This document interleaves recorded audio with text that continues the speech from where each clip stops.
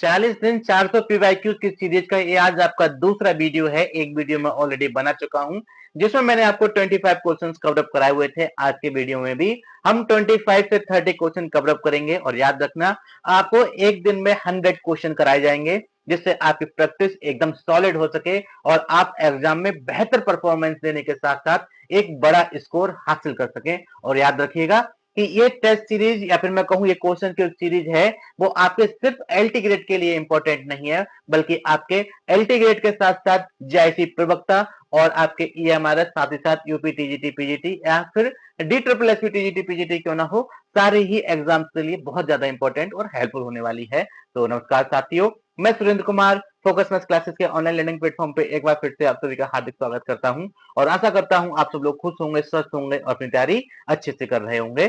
तो आज इस सीरीज का दूसरा वीडियो वो भी आपके कोऑर्डिनेट ज्योमेट्री का, देखते हैं क्या है आज का हमारा पहला क्वेश्चन। तो आज का हमारा पहला क्वेश्चन है क्वेश्चन नंबर 26। समझिए क्या कहना चाह रहे हैं। कह रहे हैं यदि सरल रेखा एल और ये 1/2 जो एक्चुअली लिखा हुआ है इंटरसेप्ट है, अंतःखंड कटा हुआ है के रूप में y इंटरसेप्ट है और ये है 3x plus 4y is equal to 11, 7x minus 2y is equal to 3 के रूप में दिए गए दो चरों x और y के समीकरण के युग्म के हल से गुजरती है तो x अक्ष से सरल रेखा L द्वारा बनाया गया कोण कितना होगा। भाई बहुत शुद्ध हिंदी है, थोड़ा समझने की कोशिश कीजिएगा। कहे कि एक कोई मेरे पास लाइन है जो आपके y एक्सिस पे L इंटरसेप्ट या फिर मैं कहूं 1/2 इंटरसेप्ट कट कर रही है और साथ ही साथ इंटरसेप्ट कट करने के साथ साथ इन दोनों इक्वेशंस के सॉल्यूशन से गुजर रही है या फिर मैं कहूं पास हो रही है। तो कह रहे हैं कि भाई जो लाइन एल है वो आपका पॉजिटिव एक्स एक्सिस के साथ कितना एंगल फॉर्म करेगा वो हमसे पूछ रहे हैं। ठीक है, तो सबसे पहले एक काम आप ये करो, आप जानते हैं कि intercept form of the line क्या होता है कि y is equal to M x plus c. ठीक है, यहाँ पर सी मुझे गिवन है क्या 1/2। ठीक है, दैट इज मेरा इक्वेशन हो जाएगा y is equal to M x plus 1/2, equation 1। ठीक है, अब ये लाइन पास कहां से हो रही है, ये एक्चुअली लाइन इन दोनों इक्वेशंस के जो आपका पॉइंट ऑफ इंटरसेक्शन है या फिर मैं कहूं जो सोल्यूशन है उससे पास हो रही है। तो मैं इनके x और y की वैल्यूज निकाल लेता हूं इन दोनों इक्वेशंस के यूज करके। इक्वेशंस आपके कुछ इस प्रकार से हैं कि 3x प्लस 4y प्लस, ठीक है, अगर मैं इसमें 2 से गुणा कर दूं पूरी इक्वेशन में तो कोई दिक्कत नहीं। तो 7 दूने होते हैं 14x माइनस का 4y इज इक्वल टू हो जाएगा 6। अगर मैं दोनों को ऐड कर लूं ये मेरा कैंसिल आउट, ये हो गया आपका 14 3 17 x is equal to 17। x की वैल्यू मिल जाती है आपको क्या 1 और x की वैल्यू अगर आप यहां पर पुट कर देते हैं तो आप पाएंगे क्या y क्या हो जाएगा, आइए देखते हैं। तो 3 plus 4y is equal to हो जाएगा आपका 11, दैट इज 4y इक्वल हो जाएगा किसी इसके 8 के और y इक्वल हो जाएगा आपका 2 के। तो पॉइंट क्या हो गया आपका 1,2। तो भाई ये जो लाइन है ना एल लाइन आपके 1,2 से पास हो रही है, इंटरसेप्ट 1/2 है और पास हो रही है तो उसको सेटिस्फाई करा दो ना। तो मैं 1/2 इसमें सेटिस्फाई करा दूं तो पाऊंगा क्या कि 2 is equal to m plus 1/2 या फिर मैं m की वैल्यू देखूं तो क्या हो जाएगा 2 माइनस 1/2 दैट इज 1.5 बचेगा और 1.5 को हम लिख सकते हैं क्या 3/2। ठीक है, और m आप एक बात पहले से जानते होंगे, m क्या होता है, m एक्चुअली स्लोप होता है और कैलकुलस में आपको स्लोप के कई एक फार्मूलाज लिखाए थे। एक फार्मूला ये भी होता है कि m is equal to tan theta where theta is the angle from positive x axis. तो इसकी वैल्यू क्या हो गई 3/2 और अगर मैं यहां से थीटा निकालूं तो क्या हो जाएगा कि tan इनवर्स 3/2। चेक कीजिए option, option number B is the right answer. तो स्लोप निकालने के बहुत सारे तरीके हैं, बहुत सारे फार्मूलाज हैं, कौन सा कब यूज कर लो वो तो क्वेश्चन के रिक्वायरमेंट पर डिपेंड करता है। चलिए चलते हैं अपने नेक्स्ट क्वेश्चन पर। क्या है हमारा अगला क्वेश्चन। तो क्वेश्चन नंबर 27 कह रहे हैं यदि दो चरों x तथा y में समीकरणों की एक बिंदु दे रखा है पर एक दूसरे को प्रतिच्छेदित कर रही हो, सरल रेखाएं L1 तथा L2 द्वारा ग्राफिक रूप दर्शाया किया जाता है तो दिए गए समीकरणों का हल क्या होगा। अब समझिए कहना क्या चाह रहे हैं, एक्चुअली शुद्ध हिंदी है और हिंदी भी गलत लिखी हुई है। तो आपका क्या है, कह रहे हैं कि दो चर हैं मतलब दो वेरिएबल्स x और y में आपकी कोई इक्वेशंस हैं, उनका पॉइंट ऑफ इंटरसेक्शन, ठीक है, पॉइंट ऑफ इंटरसेक्शन हमको ये दिया हुआ है। तो कह रहे हैं कि वो वाला जो आपके इक्वेशंस थे उनका सोल्यूशन क्या होगा। ठीक है, थोड़ा सा एक चीज और समझिए। मैं कहता हूं मेरे पास एक इक्वेशन इस प्रकार से है कि a1x plus b1y plus c1 is equal to 0। ठीक है। एक ऐसी है कि a2x plus b2y plus c2 is equal to 0। इन दोनों का जो पॉइंट ऑफ इंटरसेक्शन है, ठीक है, पॉइंट ऑफ इंटरसेक्शन प्रतिच्छेदित बिंदु, ठीक है, तो इंटरसेक्शन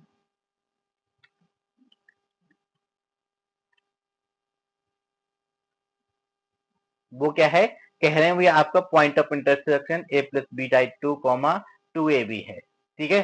तो कह रहे हैं सोल्यूशन बताओ। अरे भैया एक बात सुनो, ये वाला पॉइंट ऑफ इंटरसेक्शन कहां से आया, इन दोनों को मैंने सॉल्व किया ना, इन दोनों को मैंने सॉल्व किया तभी तो मुझे जाके मिला ये पॉइंट ऑफ इंटरसेक्शन। तो ये पॉइंट ऑफ इंटरसेक्शन क्या होगा, ये point of intersection in equations को भी सेटिस्फाई करेगा। तो सेटिस्फाई करेगा कहने का मतलब क्या हो गया, ये सेटिस्फाई कर रहा है तो इन इक्वेशंस का वो सोल्यूशन भी रहा होगा, ठीक है। अब सेटिस्फाई तभी कर सकता है जब वो इन इक्वेशंस का सोल्यूशन भी रहा हो। तो ये पूछ रहे हैं भाई इन दिए गए समीकरण का हल बताओ, सोल्यूशन बताओ क्या होगा। ऑब्वियस सी बात है यही मेरा सोल्यूशन हो जाएगा, that is x is equal to a plus B by two comma y is equal to two A b. Check करो option, option number C is the right answer. तो थोड़ी सी भाषा कंजस्टेड है, थोड़ी घुमाई हुई है, उससे आपको घूमना बिल्कुल भी नहीं है। चलिए चलते हैं नेक्स्ट क्वेश्चन पर। कह रहे हैं यदि ए बी सी डी चार पॉइंट्स आपके पास हैं तो area of triangle B D C divided by area of triangle A B C is equal to 3/2 के साथ चार बिंदु हैं, तो एक्स का मान बताओ। हमें वैल्यू ऑफ एक्स चाहिए जब एरिया ऑफ ट्राइंगल का एक रेशियो हमको दे रखा है और चार पॉइंट गिवन है, ठीक है। तो मैं क्या करता हूं, सबसे पहले जो जो मुझे एरिया गिवन है ना, जो जो ट्रायंगल गिवन है उनके मैं एक काम करता हूं, एरिया फाइंड आउट ही कर लेता हूं, ठीक है। तो मैं लिखूंगा क्या कि area of triangle D B C equal होगा किस चीज के, 1/2, ठीक है। इसको बन, इसको बन, इसको बन। डी पहले लिखो, ठीक है, एक्स 3x, डी उसके बाद लिख लो माइनस का 3 पाई, ठीक है। सी आपका क्या है, आपका 4 और -2, ये हो गया आपका area of triangle DBC. Similarly अगर मैं आपसे कहता हूं कि आप एक काम और करो कि area of triangle A B C और निकाल लो, वो किसके इक्वल हो जाएगा, 1/2। ए पहले लिख लो, ठीक है, 1 तो रहेगा रहेगा। ए क्या है, 6 और 3। बी आपका सेम रहेगा और सी भी आपका सेम रहेगा, ठीक है। अब इन दोनों डिटरमिनेंट को सॉल्व करो और वैल्यूज लेके आओ। चलिए देखते हैं क्या आती है इनकी वैल्यूज। मैं इसको आगे सॉल्व करता हूं, तो एक काम करो ना, ठीक है, एक काम करते हैं ना कि देखो हमें को लेना है इन दोनों का डिवीजन। तो 1/2 कैंसिल हो जाएगा। तो मैं 1/2 लेके चलूं या ना चलूं एक ही बात है, आपको रेशियो गिवन है तो रेशियो में उसको कैंसिल हो ही जाना है, ठीक है। 1/2 मेरा ऐसा ही रहा। मैं इसको सॉल्व करता हूं तो 3 2 6 माइनस 5 4 20 दैट इज माइनस का 14, ठीक है। ये देखते हैं माइनस का 2 और माइनस का 5 दैट इज माइनस का 7, ओके। इसको सॉल्व करते हैं, पाते हैं क्या, 4 minus minus plus 3 that is 7, ठीक है। हमको मिलता है क्या, हमको मिलता है 1/2, तो मेरा ऐसा ही रहा। 7 या 21 और 21 प्लस 7 आपके हो गए 28x माइनस 14, ठीक है। इसको सॉल्व करते हैं, पाएंगे क्या, 1/2 मेरा सेम रहा, 1 को times 3 to 6 minus 20 that is minus 14 as usual, ठीक है। -6 टाइम्स आप पाएंगे क्या, माइनस का 7 प्लस 3 टाइम्स आप पाएंगे क्या, 7, ठीक है। तो इसको ब्रैकेट क्लोज कर दो, सॉल्व करो। 1/2 मेरा सेम रहा, ये 74 नहीं है, ठीक है ना, ये 74 नहीं है बल्कि आपका क्या है, -14। तो माइनस का 14 माइनस माइनस प्लस हो गया आपका 42 और प्लस क्या हो गया, 7 3 जा 21, ठीक है। आई थिंक आपको इतनी चीज क्लियर हुई होगी। थोड़ा सा सिंप्लीफाई करते हैं चीजों को तो हम पाएंगे क्या, हम पाएंगे इज इक्वल टू 1/2, ठीक है, -14। अब एक चीज देखो, माइनस का 14 प्लस का 21 डेट इज प्लस का 7 बचा और 42 प्लस 7 डेट इज 49, इतना आपको मिली है ना। अब चलते हैं हम अपने क्वेश्चन के अकॉर्डिंग। अकॉर्डिंग टू द क्वेश्चन क्या कह रहे हैं कि area of the triangle D ठीक है। DBC divided by area of triangle ABC equal है किस चीज के, 3/2 के। दोनों एरियाज में पुट कर देता हूं तो 1/2 से 1/2 मेरे कैंसिल आउट हो जाएंगे, बचेगा क्या 20x माइनस 14 डिवाइडेड बाय 49 की वैल्यू हो जाएगी आपकी 3/2। ठीक है ना। आगे सॉल्व करते हैं, हम पाएंगे क्या, एक चीज करते हैं, आप क्रॉस मल्टीप्लाई कर लो तो आप पाएंगे क्या, 28 दूनी 56 होते हैं तो ये आएगा 56x माइनस 4 दूनी 28 इक्वल हो जाएगा किसके, 9 तिया 27, 4 तिया 12, 13 14 हो गए आपके। ठीक है, 56x इज इक्वल टू हो जाएगा आपका, इन दोनों को जोड़ लें तो 8 7 15, 4 2 6 और 1 7 और ये हो गया 175। x की वैल्यू आ गई 175 डिवाइडेड बाय 56। तो एक चीज देखें, आप ये किसी से कट सकते हैं क्या, तो हाँ जी ये आपके 7 से कट सकते हैं, तो हम पाएंगे क्या, ठीक है 7 2 जा 14 बचा 3, ठीक है हो गया आपका 35, 7 5 जा, ठीक है आपका 35 डिवाइड बाय 7 8 56, तो आपका x का वैल्यू हो जाता है 25/8, दैट इज आपका option number C is the right answer. तो कोई बड़ी बात नहीं थी, सिर्फ और सिर्फ एरिया ऑफ ट्राइंगल आपको निकालना आना चाहिए और क्वेश्चन आपका सॉल्व हो जाएगा। चलिए चलते हैं अपने नेक्स्ट क्वेश्चन पर। चलिए अब हम बात करते हैं क्वेश्चन नंबर 29 की, कह रहे हैं if the point P X Y is equidistant from the point A plus B comma B minus A and point B A minus B comma A plus B, then ठीक है। अब इसको समझने की आप कोशिश कीजिएगा, मैं आपके सामने डायग्राम बना के दिखाता हूं कि मेरे पास एक लाइन कुछ इस प्रकार से है, ठीक है मेरे पास एक लाइन कुछ इस प्रकार से है, ये कोई लाइन है, इस पे पॉइंट ए और पॉइंट बी कुछ इस प्रकार से दिए हुए हैं कि पॉइंट ए के कोऑर्डिनेट क्या है, a plus B comma B minus a, point b मेरा कुछ इस प्रकार से है कि a minus B comma A plus b. अभी बोल रहे हैं कि एक मेरा पॉइंट पी है, कहां पर है, कुछ ऐसी स्थिति में है कि भाई वो क्या कर रहा है, इन दोनों को वाइसेक्ट कर रहा है, या फिर मैं कहूं इक्विडिस्टेंट है, एक दूसरे से बराबर बराबर दूरी पर है, तो मैं कह देता हूं मेरा पी कहीं पर यहां लाई कर रहा होगा, ठीक है जिससे ये दूरी और ये दूरी आपकी बराबर है। ठीक है, अब एक बात बताओ, ये कोई एक लाइन है, इसको बराबर बराबर भागों में कौन काटेगा, एक परपेंडिकुलर लाइन, ठीक है एक परपेंडिकुलर लाइन ही होगी जो इसको बराबर बराबर भागों में काटेगी। तो मैं कहूंगा क्या, एक मैं दूसरी लाइन आपके सामने ड्रॉ करता हूं कुछ इस प्रकार से, जो P से पास होगा और AB को बराबर बराबर भागों में डिवाइड करेगा।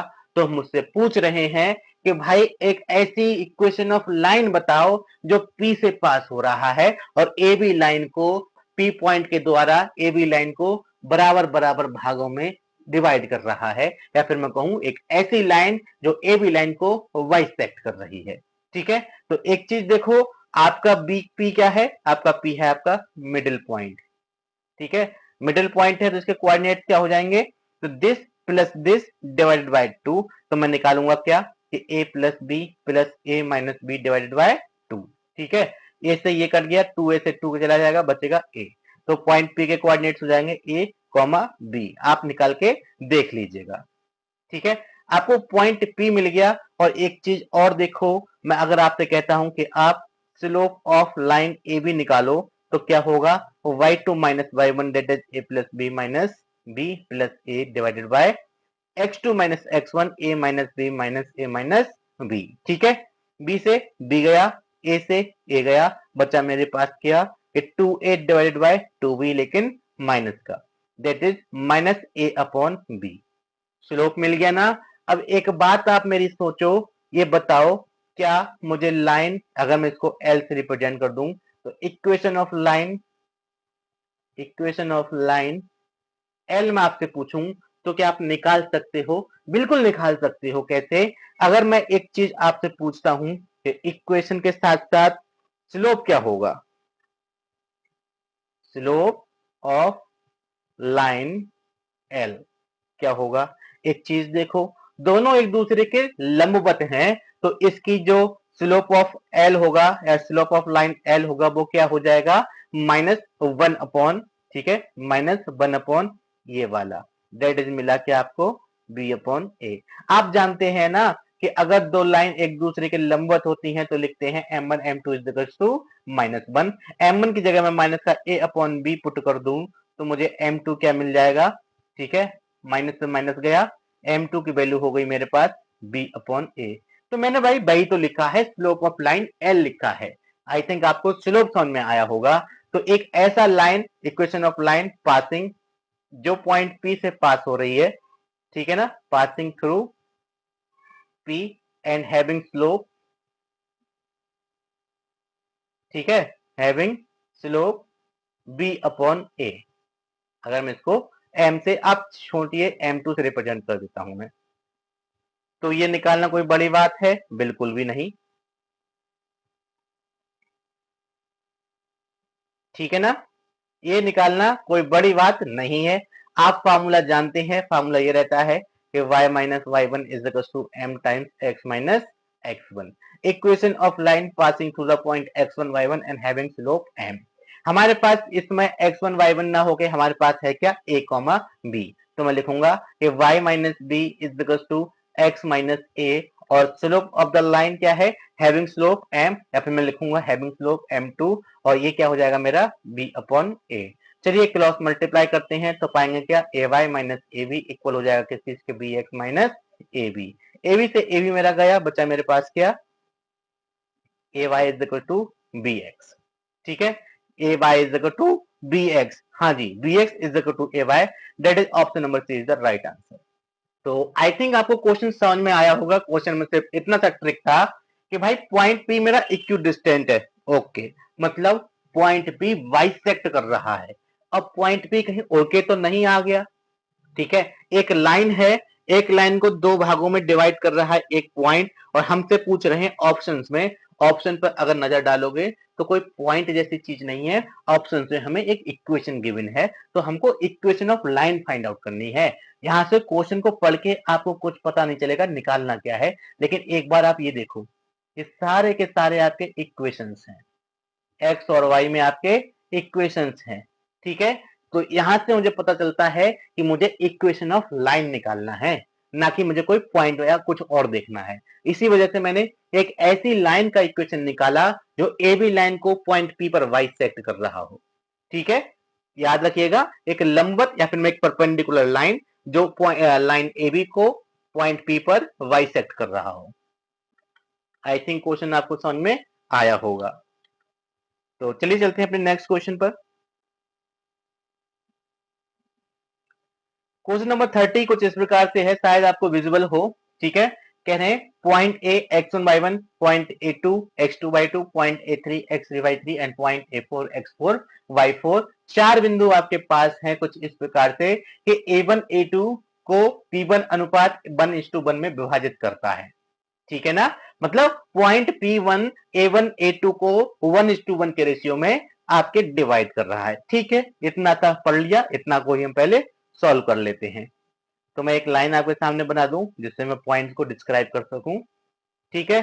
तो ये मेरा पॉइंट क्या है, ये मेरा पॉइंट A1 है, ये वाला पॉइंट मेरा क्या है, A2 है, और ये वाला पॉइंट मेरा क्या है, P1 है, और ये आपके 1:1 में डिवाइड कर रहा है, मतलब P1 भैया मेरे A1 और A2 का मिड पॉइंट है, ठीक है ना। P1 मेरा A1 A2 का मिड पॉइंट है। तो भाई साहब अगर मैं P1 के कोऑर्डिनेट निकालूं तो क्या हो जाएंगे, तो मेरे हो जाएंगे x1 plus x2 divided by 2 comma y1 plus y2 divided by 2, ठीक है। P1 मिल गया, ये आपका x1 y1 था, ठीक है ना, और ये आपका x2 y2 था। अब आपको P1 मिल गया, चलिए आगे चलते हैं। कह रहे हैं P1 और A3 को P2 1:2 के रेशियो में डिवाइड कर रहा है, ठीक है, बहुत बढ़िया, ठीक है। अब क्या है, चलिए देखते हैं। अब ये पॉइंट क्या है, ये आपका पॉइंट P1 है, ठीक है।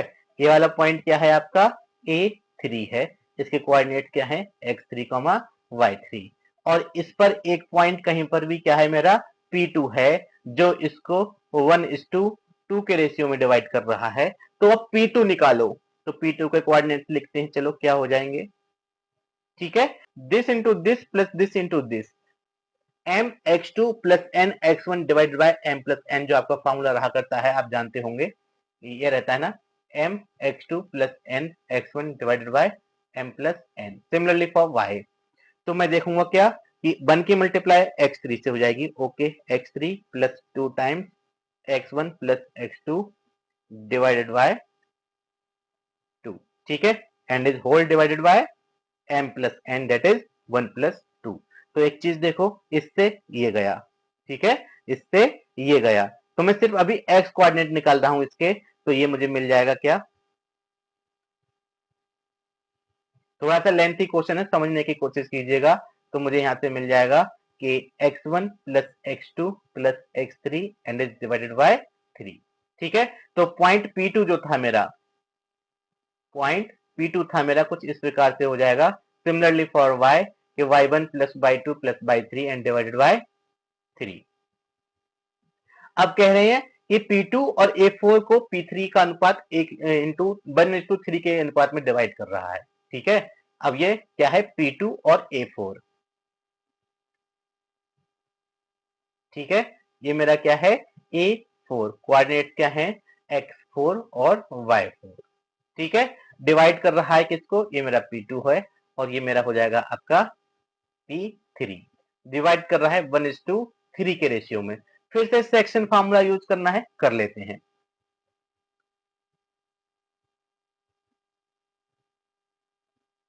ठीक है।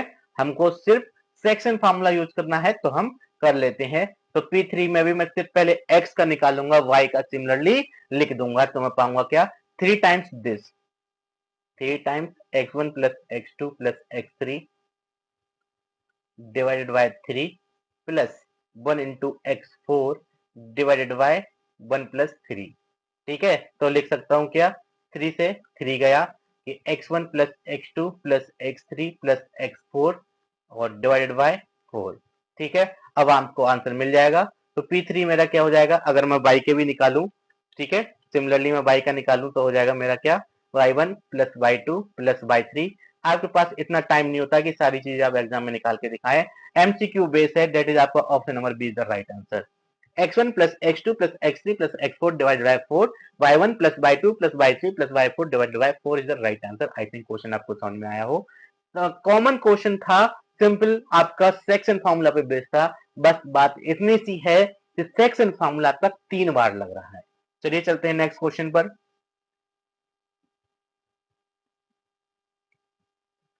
तो कह रहे हैं किसी समांतर चतुर्भुज के विकर्ण के सिरे ये दे रखे हैं, तीसरा शीर्ष ये है, तो चौथे शीर्ष के निर्देशांक निकालो। ठीक है, एक समांतर चतुर्भुज, ठीक है, मैं बना लेता हूं।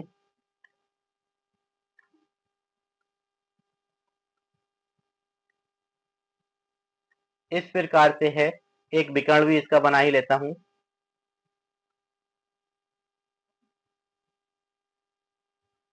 ये आपका विकर्ण है, ठीक है। तो कह रहे हैं विकर्ण के सिरे क्या है, ये है -6,2, दूसरा विकर्ण है आपका 2, -4, और एक पॉइंट दे रखा है तीसरा शीर्ष, वो क्या है 5,2।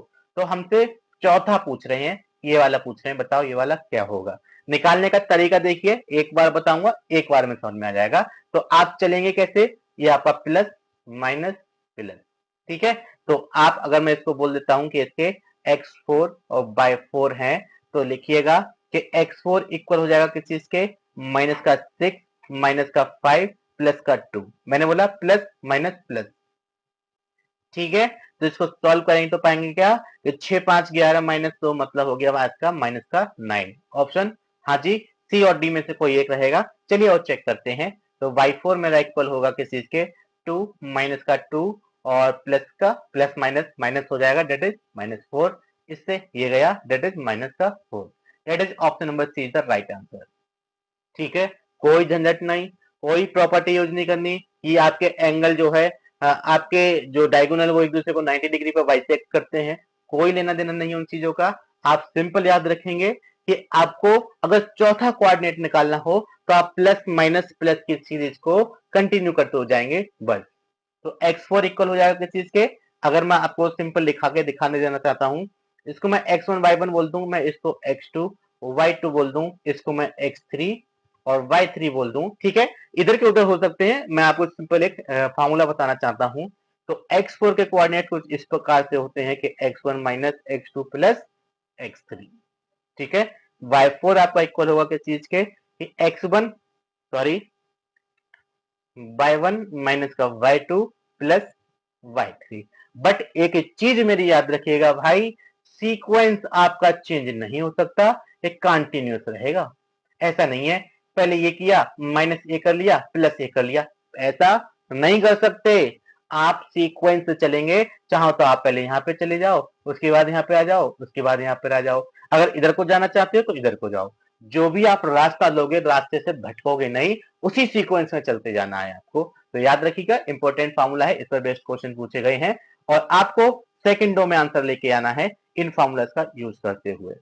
चलिए चलते हैं अपने नेक्स्ट क्वेश्चन पर। क्या है हमारा नेक्स्ट क्वेश्चन, कह रहे हैं if a b x1 y1 x2 y2 are the vertices of a triangle such that x coordinate a x1 x2 are in geometric progression with the common ratio r, ठीक है, then y coordinates b y1 y2 are also in geometric progression with common ratio s, then the area of the triangle is okay।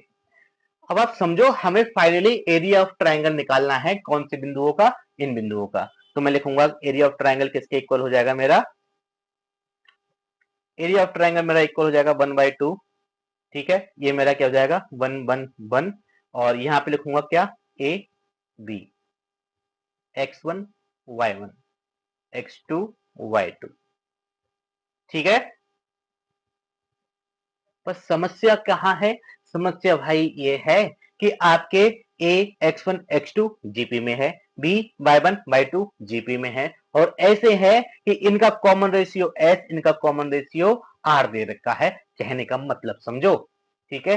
मतलब क्या हो गया कि आपका a तो a है, ठीक है, कॉमन रेशियो r है, तो आप लिख सकते हैं x1 इक्वल क्या हो जाएगा a r, x2 इक्वल हो जाएगा किस के a r स्क्वायर। क्यों, फर्स्ट टर्म तो आपका ए रहेगा, सेकंड टर्म ए आर, और थर्ड टर्म आपका ए आर स्क्वायर हो जाएगा, क्योंकि कॉमन रेशियो आर आपको ऑलरेडी गिवन है। सिमिलरली मैं बी बात करता हूं, इसका कॉमन रेशियो एस है, तो मेरा y1 इक्वल हो जाएगा किस चीज के, बी एस के इक्वल हो जाएगा, और मेरा y2 है वो मेरा क्या हो जाएगा बी एस स्क्वायर। तो सारी वैल्यूज को उठाइए, यहां पुट कीजिए। मैं लिख सकता हूं क्या, 1/2 1 1 1 सेम रहा, A B okay, A R square, A sorry B S B S B S square, ठीक है। यहां से ए यहां से बी कॉमन ले लो, तो आप पाएंगे क्या कि 1/2, ए बी मेरा बाहर आ गया, बचा मेरे पास 1 1 1, ठीक है। ये हो गया 1 ए बी, ये क्या है, अगर इस वन को मैं वन का स्क्वायर लिख दूं तो कोई दिक्कत, R square S square, sorry मैंने ए बी कॉमन लिए थे, तो मेरे यहाँ से आर और एस रह जाएंगे, ठीक है। और एक बात आप डिटरमिनेंट की जानते होंगे क्या, कि एक डिटरमिनेंट हुआ करता था कुछ इस प्रकार से हमारा कि 1 1 1 A B C, A square B square C square, तो इसकी वैल्यू आया करती थी A minus B minus C और सी माइनस ए, ठीक है। यहाँ पर ए की वैल्यू 1 है, बी की वैल्यू क्या है आर है, सी क्या है एस है, बस इतना सा। तो इसकी वैल्यू हम डायरेक्ट लिख सकते हैं क्या, हम लिखेंगे a minus b that is 1 minus r, ठीक है, आर माइनस एस, ठीक है, एस माइनस 1, और 1/2 मेरा चलता जाएगा, ठीक है। 1/2 ए बी भी है, ठीक है ना, ए बी मेरा चलता जाएगा, तो 1/2 ए बी, और इसको लिख सकता हूं क्या, आर माइनस 1 ओके, इसको लिख सकता हूं एस माइनस आर ओके, और एस माइनस 1 ऐसा ही। मैंने यहां से माइनस कॉमन लेके इसमें एब्जॉर्ब करा दिया, तो मुझे ये मिल जाएगा, ये है मेरा डेल्टा, चेक कर लो ऑप्शन, ठीक है। चेक कर लो ऑप्शन, ऑप्शन क्या होंगे आपके, ऑप्शन होंगे आपके कुछ इस प्रकार से, ठीक है। तो आप देखेंगे B 1/2 A B R minus 1 S minus 1 S minus R is the right answer. तो बहुत छोटी सी चीज थी, एरिया ऑफ ट्राइंगल में जो आपके कोऑर्डिनेट्स गिवन है वो आपके जीपी में है, जीपी के हमको कॉमन रेशियो गिवन था, तो हमको उनको रिप्लेस कर देना था उन कॉमन रेशियो के साथ में, बस इतनी सी ट्रिक थी। चलिए चलते हैं अपने नेक्स्ट क्वेश्चन पर। कह रहे हैं द कोनिक रिप्रेजेंट्स, ठीक है। अब एक चीज देखो, सर्किल पैराबोला हाइपरबोला एलिप्स, कहीं स्ट्रेट लाइन है नहीं, कोई बात नहीं, तो आपको डेल्टा चेक करने की जरूरत नहीं है। आप चेक करेंगे क्या, आप चेक करेंगे H square minus A B.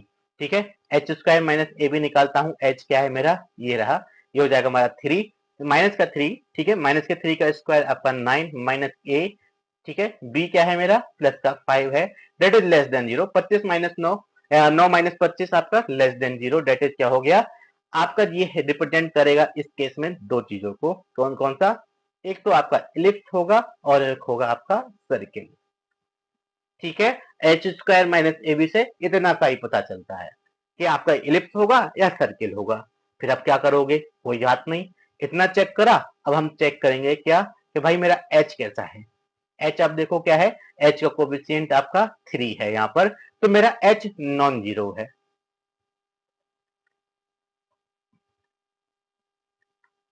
ठीक है ना, कहने का मतलब क्या हुआ कि एच मेरा कैसा है, नॉन जीरो है, बस बात खत्म। क्वेश्चन में मेरा एच नॉन जीरो है, इसका मतलब ये हो गया कि भाई जो मेरा कर्व होगा वो मेरा इलिप्स ही होगा। सर्किल होता तो एच की वैल्यू जीरो होती, साथ ही साथ ए और बी भी मेरे इक्वल होते। ठीक है, तो ये सर्किल की कंडीशन है कि h square minus A be less than zero हो, साथ ही साथ सर्किल के लिए ये चीजें भी हो, और इलिप्स के लिए ऐसा होना चाहिए। तो मेरी पहली वाली कंडीशन सेटिस्फाई हो रही है, दैट इज मेरा जो आंसर होगा वो क्या हो जाएगा, and ellipse, that is option number D is the right answer. ठीक है, आई थिंक क्वेश्चन आपको समझ में आया होगा। चलिए चलते हैं अपने नेक्स्ट क्वेश्चन पर।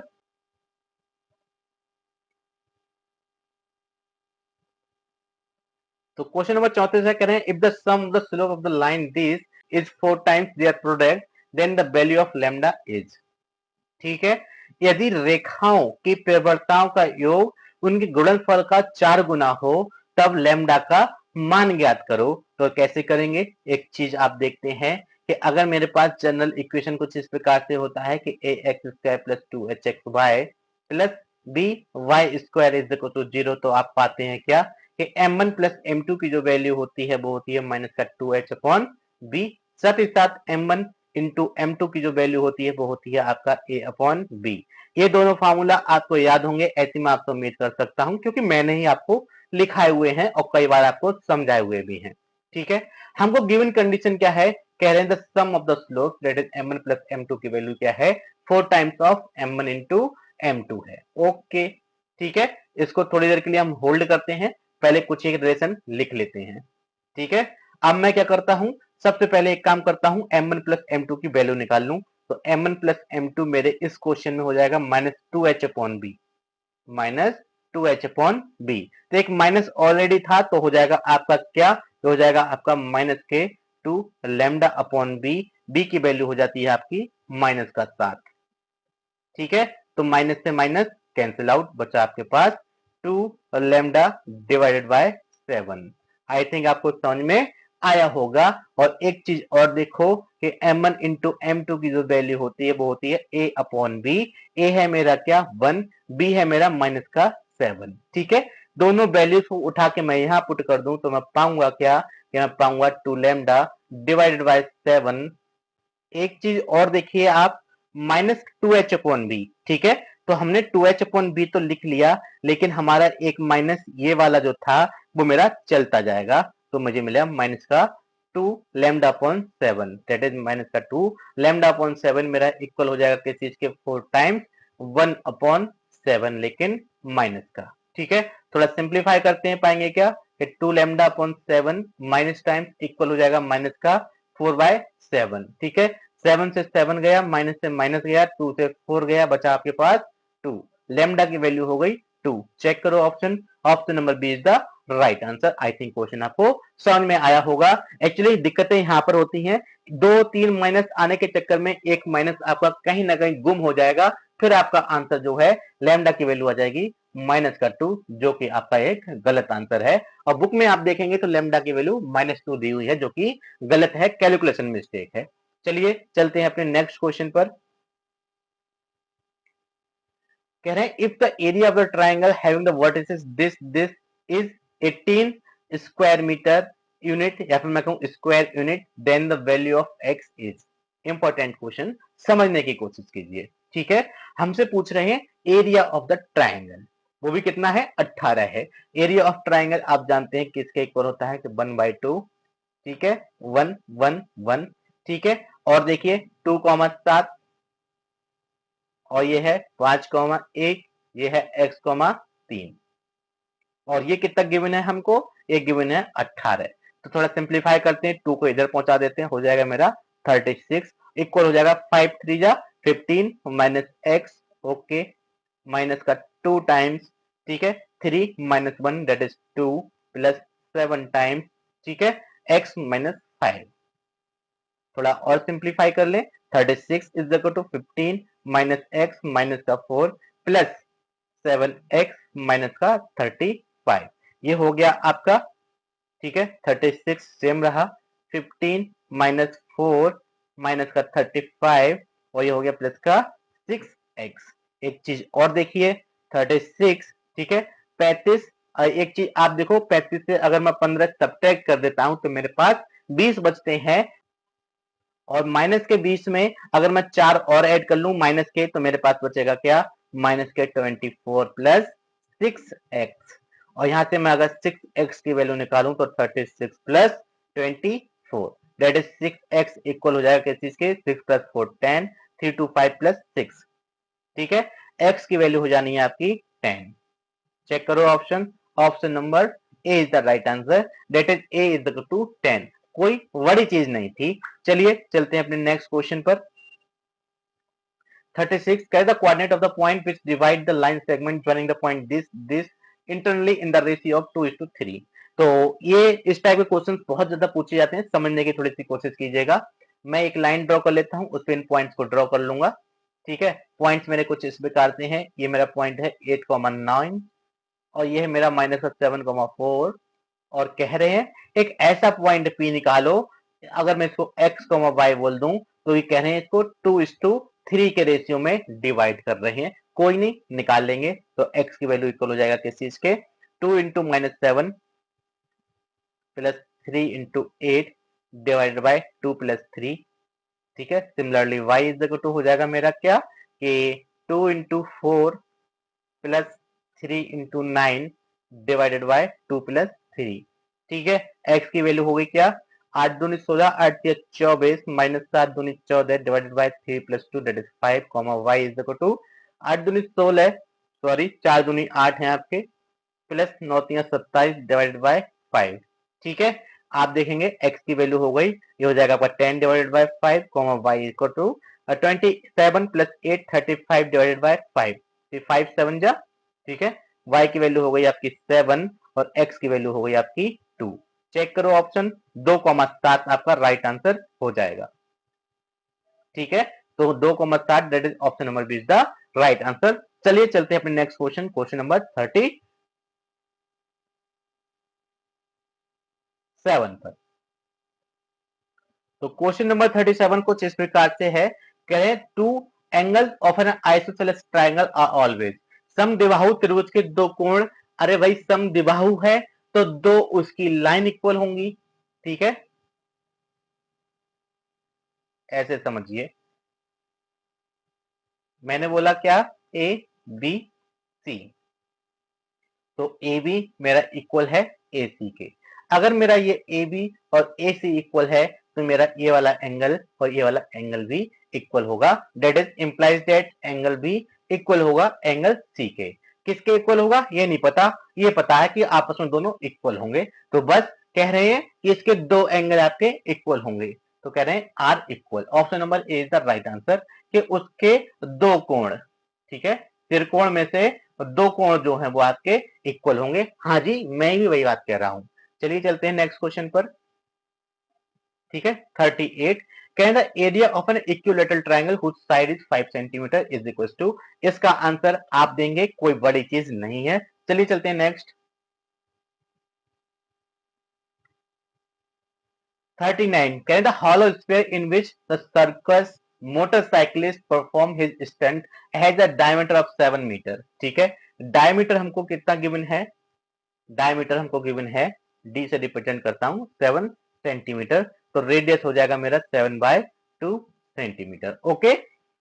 The area available for the motorcyclist for riding is, मतलब सर्कस में आपने जैसे मौत का कुआं टाइप चीजें देखी होंगी, तो वहां पे कह रहे हैं एक सर्किल है, उसके अंदर जो एक साइकिल कार चलाने वाला है, गाड़ी चलाने वाला है, वो अपना स्टंट कर रहा है, तो कह रहे हैं उसके लिए कितना एरिया मिल जाएगा जिसमें वो अपना स्टंट कर सके। तो एक चीज देखो, वो एक स्फीयर के अंदर है, इनकी कंडीशन के अकॉर्डिंग, ओरिजिनल नहीं, समझने की कोशिश कीजिएगा। इनकी कंडीशन के अकॉर्डिंग जो है एक खाली हॉलो स्फीयर है, एक आपका गोला है, गोले के अंदर वो अपने स्टंट परफॉर्म कर रहा है, तो उसके पास कितना एरिया बचा होगा। एक चीज समझो कि साइकिलिस्ट है या फिर मोटरसाइकिलिस्ट जो भी है, उसको स्टंट परफॉर्म करने के लिए कितनी जगह चाहिए होगी, जो आपके स्फीयर के अंदर जितना एरिया है उतना। ठीक है, तो अगर मैं आपको कहूं कि हॉलो स्फीयर का जो सरफेस एरिया है उसको बस उतनी सी जगह चाहिए होगी, तो हमसे ये सिर्फ और सिर्फ सरफेस एरिया पूछ रहे हैं कि सरफेस एरिया ऑफ स्फीयर क्या होता है, तो आप कहेंगे कि होता है 4 पाई आर स्क्वायर। ठीक है, तो 4 ऐसा ही, पाई ऐसा ही, आर की जगह 7/2 का square that is 49 is divided by 4। 4 से 4 गया that is 49 pi square unit, या फिर जो भी इन्होंने दिया हुआ हो। हालांकि हमको मीटर में दी हुई है तो मैं लिखूंगा क्या, मीटर स्क्वायर। ठीक है, ये आपके मीटर में दी हुई है। ठीक है, that is option number C is the right answer, 49 pi metre square. चलिए चलते हैं नेक्स्ट क्वेश्चन पर। करें if the altitude of the triangle are in AP then the sides of the triangle are in. इस type से question कई बार पूछा जाता है और चीजें चेंज कर करके पूछी जाती हैं, तो याद रखना अगर चीजें एपी में गिवन है तो बाकी जो रिलेशन पूछेंगे वो एचपी में होगा, और अगर चीजें एचपी में गिवन है तो बाकी जो चीजें होंगी वो आपकी एपी में होंगी। ठीक है, अगर गिवन एपी है तो मेरा जो फाइनल आंसर होगा वो मेरा एचपी होगा, और गिवन अगर मेरा एचपी है तो फाइनल आंसर मेरा एपी होगा। आप इसको एज अ स्टैंडर्ड रिजल्ट याद रखेंगे, that is option number C is the right answer. इस पर बेस्ड क्वेश्चन बार बार पूछे गए हैं, कभी एल्टीट्यूड का पूछ लेंगे, कभी साइड का पूछ लेंगे, कभी एंगल्स का पूछ लेंगे, तो आपको बस करना यही है, एपी एचपी एचपी एपी, जो दिया हुआ हो उसका उल्टा आंसर। ठीक है ना, जो दिया हुआ हो उसका उल्टा आंसर हो जाएगा। चलिए चलते हैं नेक्स्ट। तो क्वेश्चन नंबर 41 है, can the value of X for which the point this this are collinear. अब कोलिनियर के लिए लोग क्या करते हैं कि delta is equal to 0, area of the triangle को 0 पुट कर देते हैं। मेरे हिसाब से वो थोड़ा सा लेंथी पड़ता है, मेरे कराने का तरीका डेल्टा से नहीं है, मेरे कराने का तरीका dr से है। ठीक है, कहने का मतलब क्या हुआ, इसको मैं a, इसको मैं b, इसको मैं c कह दूं, तो मैं लिखूंगा क्या कि dr of the line ab equal होंगे किसी इसके dr of the line B C. ठीक है, मेरे कराने का तरीका dr पर बेस है, और dr कैसे निकालिए। ठीक है, एक तरीका और मैं आपको बताता हूं, इक्वल के साथ साथ हम लेते हैं रेशियो। ठीक है, कैसे कि dr निकालिए, dr of A B is to B C, ये एक्चुअली मेरे कराने का तरीका है। मैं dr of A B is to B C निकाल के चलूंगा और इसको आगे सॉल्व करूंगा। सबसे पहले मैं पॉइंट्स लिखता हूं, x-1 कॉमा, ठीक है, x कॉमा -1, 2 कॉमा 1 और 4 कॉमा 5। ठीक है, इसमें से इसको सब्ट्रैक्ट कर दीजिए, x माइनस 2 कॉमा माइनस का 2, इसमें से इसको सब्ट्रैक्ट कर दीजिए, 2 माइनस 4 दैट इज माइनस का 2, 1 माइनस का 5, 1 माइनस का 5 दैट इज माइनस का 4। ठीक है, ये आपको मिल गए, तो आप करेंगे क्या, ये आपके डी हो गए। अगर मैं इसको a, इसको b, इसको c कह दूं, तो ये डी ऑफ ए बी है, ये डी ऑफ बीसी है। ठीक है, तो आपको करना सिर्फ इतना सा है कि इनको डिवाइड कर दो, that is x minus 2 divided by same equal होगा माइनस का 2 डिवाइडेड बाय सेम, मतलब x x वाले x कोऑर्डिनेट से डिवाइड होंगे, y कोऑर्डिनेट से डिवाइड होंगे। ये डी के रेशियो की प्रॉपर्टी रहती है। ठीक है ना, इस जगह तो आप लैम्डा चाहें तो लिख दो, लेकिन हम लैम्डा की कोई जरूरत है नहीं यहाँ पर। तो एक चीज और देखो आप, क्या हुआ कि x minus 2 is equal to हो जाएगा क्या, x minus 2 is equal to हो जाएगा 2 2 जा 4 डिवाइडेड बाय माइनस का 4, 4 से 4 गया, x minus 2 is equal to minus का 1, x is equal to minus 1 plus 2 that is 1 is the right answer. Option number C is the right answer, x is equal to 1। तो कितना छोटा सा question था, मैं आपको रिकमेंड नहीं करूंगा आप 3/3 का एक डिटरमिनेंट सॉल्व करके x की वैल्यू निकाल के लाओ। चलिए चलते हैं नेक्स्ट।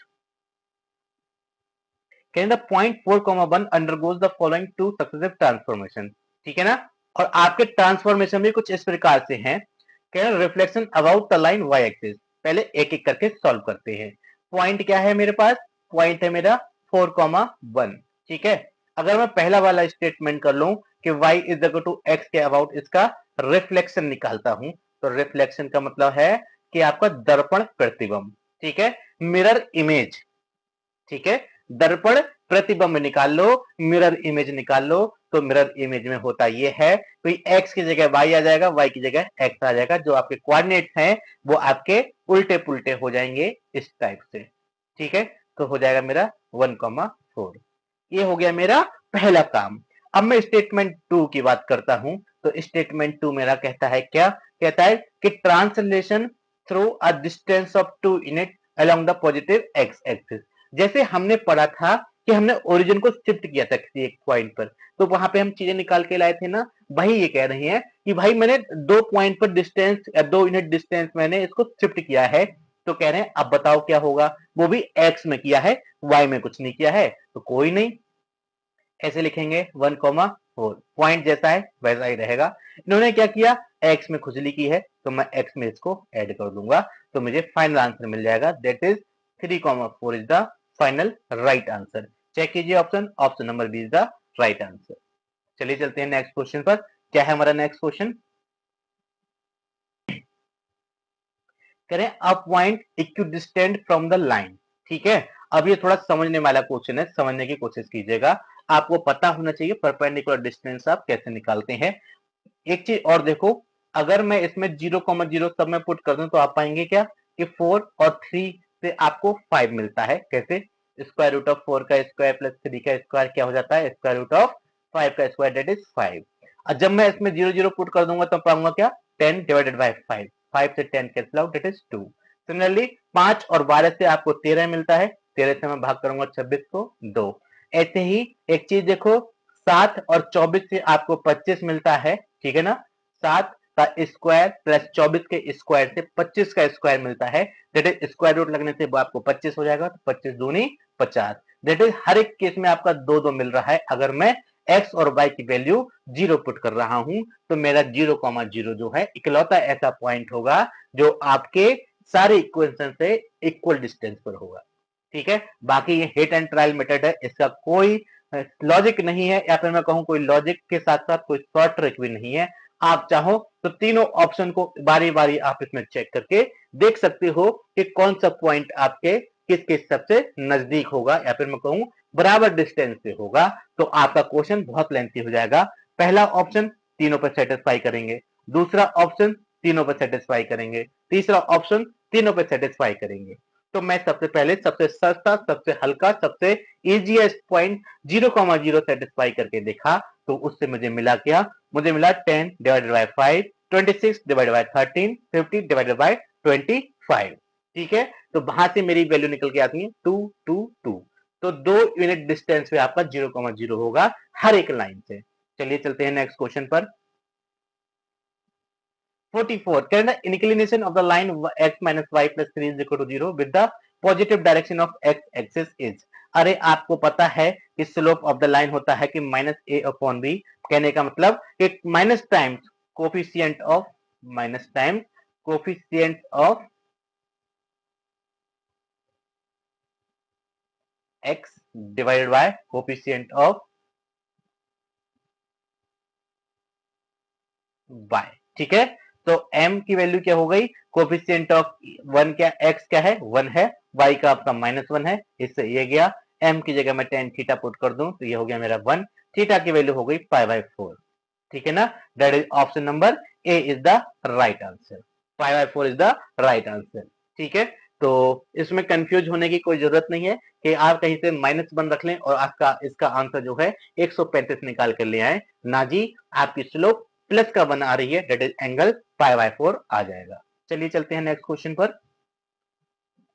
कह रहे हैं लेट, ये बहुत इंपॉर्टेंट क्वेश्चन है, समझने की कोशिश करना। P a sec theta comma b tan theta and Q a sec phi comma b tan phi where theta plus phi is equal to π/2 be 2 point on the hyperbola if h comma k is the point of intersection of the normals। Point of intersection of normals, मतलब दो normal draw करे गए हैं at P and at Q, then K is equal to, तो हमसे के की value पूछी है। अब इसको समझना, एक एक करके बारी बारी सॉल्व कैसे करेंगे। ठीक है, तो सबसे पहले मैं क्या करता हूं, सबसे पहले मैं करता हूं जो मेरा एक पॉइंट गिवन है उसको लिख लो। पहला पॉइंट क्या है, a sec theta comma B tan theta. ठीक है, ये पॉइंट क्या है मेरा, पी है। और मैं पॉइंट क्यू को लिखूं कुछ इस प्रकार से, समझना इंपॉर्टेंट पॉइंट यहां पर ही है। इन्होंने बोला कि थीटा प्लस फाइव, ठीक है, theta plus five is equal to pi by two, ऐसा इन्होंने बोला। ओके, मैं आपसे एक बात कह दूं कि भाई आप फाइव निकाल लो, तो फाइव को मैं पाई बाय टू माइनस थीटा नहीं लिख सकता क्या, बिल्कुल लिख सकता हूं। और इस फाइव को मैं रिप्लेस कर दूंगा मेरे पॉइंट क्यू में, इसको उठा के यहाँ पुट करूं तो मैं पाऊंगा क्या, मैं पाऊंगा कुछ इस प्रकार से कि ए सेक, ठीक है, pi by two minus theta comma B tan pi by two minus theta. मेरे थीटा और फाइव में पॉइंट चल रहे थे, मैंने सेम कन्वर्ट कर लिए, दोनों थीटा में ही कन्वर्ट कर लिए, जिससे मुझे कैलकुलेशन करने में कोई भी दिक्कतें ना हो। तो मेरा क्यू पॉइंट क्या आ जाएगा, क्यू पॉइंट हो जाएगा मेरा ए, और सेक हो जाएगा आपका कोसेक थीटा कॉमा बी हो जाएगा आपका कॉट थीटा। आई थिंक आपको पॉइंट क्यू समझ में आया होगा कि भाई पॉइंट क्यू तो फाइव में चल रहा था, अभी थीटा में कैसे आ गया, तो मैंने इस कन्वर्जन का यूज कर लिया यहां पर। ओके ना, इतनी बात आपको समझ में आई ना। अब आप एक बात मुझे बताओ, ऐसी मैं आपसे उम्मीद करूं कि equation of normal eight hyperbola आपको आता होगा, equation of normal eight hyperbola आपको आता होगा, ऐसी मैं आपसे उम्मीद कर सकता हूं। तो याद रखना कि at point at P point क्या रहता है, ए,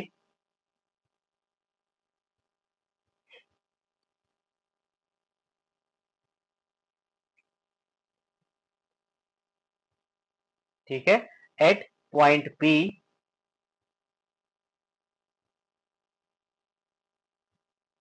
ए sec theta comma B tan theta जो है उस पे X square upon A square minus Y square upon B square is equal to one पे इक्वेशन ऑफ नॉर्मल जो होता है कुछ इस प्रकार से होता है कि, ठीक है, ए एक्स, ठीक है, सेक का उल्टा कर दो cos theta plus B by, ठीक है, टेन का उल्टा कर दो कॉट थीटा, इक्वल होता है ए स्क्वायर प्लस बी स्क्वायर। कमाल की बात सुनो, माइनस वाले में प्लस होता है और प्लस वाले में माइनस होता है, मतलब हाइपरबोला में प्लस रहेगा और इलिप्स में इनके बीच का एंगल साइन जो है वो आपका माइनस रहेगा। थोड़ा सा कॉम्प्लिकेटेड है, समझना, प्लस में माइनस आएगा, माइनस में प्लस आएगा, दोनों जगह, यहां पर और यहां पर। ठीक है, तो इसको बोल देता हूं मैं क्या, इक्वेशन वन। और अब मैं कहूं इक्वेशन ऑफ नॉर्मल आपने एट पी निकाला, मैं कहूं equation of normal at Q भी निकालो, equation of normal at Q भी निकालो। तो क्यू पे आप निकालेंगे, कैसे निकालेंगे समझाता हूं मैं। ठीक है, तो क्या हो जाएगा ये equation of normal at Q, A X Q वाले का उल्टा that is A X sine theta plus B Y cot का उल्टा टेन थीटा इक्वल हो जाएगा किस चीज के, a square plus B square, equation two. अब ये बोल रहे हैं कि इनका जो पॉइंट ऑफ इंटरसेक्शन है वो एच कॉमा के है।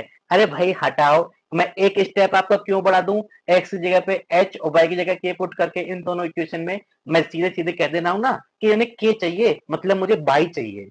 एच कॉमा के बोल रहे हैं ना, मैं इनको के चाहिए, मैं कहूंगा कि मुझे बाई चाहिए, मैं इसमें वैल्यू पुट ही नहीं करता, क्या ही दिक्कत है, पॉइंट बाद में सेटिस्फाई कराओगे फिर आपका के मिल जाएगा। अरे उतना करना ही क्यों है, स्टेप कम से कम करो ना। ठीक है, तो मैं करूंगा क्या, फ्रॉम वन एंड टू, ठीक है, फ्रॉम वन मैं करूंगा एक्स को एलिमिनेट। अब एक्स एलिमिनेट कैसे होगा समझिए, अगर मैं इक्वेशन वन में साइन थीटा से मल्टीप्लाई कर दूं, ठीक है, और इक्वेशन टू में cos थीटा से मल्टीप्लाई कर दूं और कर दूं घटा दूं, तो मुझे x वाले कोफिशिएंट कैंसिल, तो बचेगा सिर्फ y, y तो चाहिए ना मुझे, ये आप लॉजिक समझो, मुझे सिर्फ y चाहिए। ओके, मैं सिर्फ y को ही सॉल्व करूंगा, x वाले एलिमिनेट कर दूंगा तो मैं पाऊंगा क्या, आप देखें बी वाई कॉमन, यहाँ पर भी बी वाई, ओके ना, यहाँ पर भी बी वाई कॉमन हो गया, ठीक है। तो बी वाई कॉमन बचा क्या, मैंने कॉट थीटा के साथ मल्टीप्लाई कर दी किस चीज की, साइन थीटा की, क्यों, मैंने यहाँ पर लिखा हुआ है माइनस टेन थीटा की मल्टीप्लाई हो गई किस चीज के साथ, कॉस थीटा के साथ, इक्वल होगा किस चीज के, देखो ये भी कॉमन, इधर भी कॉमन, ठीक है, that is A square plus B square, और दूसरी ब्रैकेट में आ जाएगा आपका क्या, ये देखो sign theta minus cos theta. अब ये कैलकुलेशन करने के तरीके होते हैं कि आप 4 स्टेप लिख के फिर इसको यहां तक लेके आओ, या फिर आप डायरेक्ट लिख लो, तो मैं कहूंगा इतना तो आप अपने आप को बूस्ट करो कि कैलकुलेशन आप 1-2 स्टेप में ही कर लो, ठीक है। बी वाई, अब देखो कॉट थीटा को लिख सकता हूं मैं कॉस अपॉन साइन, ठीक है, क्या लिखूंगा, cos theta upon sine theta minus sine, ओ ये माइनस नहीं, ये मल्टीप्लाई का साइन है, साइन थीटा, साइन से साइन गया, माइनस ये टेन थीटा को लिख सकता हूं क्या, sine theta divide by cos theta, ठीक है, मल्टीप्लाई बाय कॉस थीटा से कॉस थीटा गया, आरएचएस मेरा a square plus B square, साथ में बचा क्या मेरे पास, sine theta minus cos theta, ठीक है।